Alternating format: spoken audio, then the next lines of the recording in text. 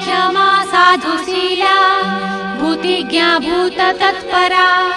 Kumudvati Kamalini जलफेन विदूषणा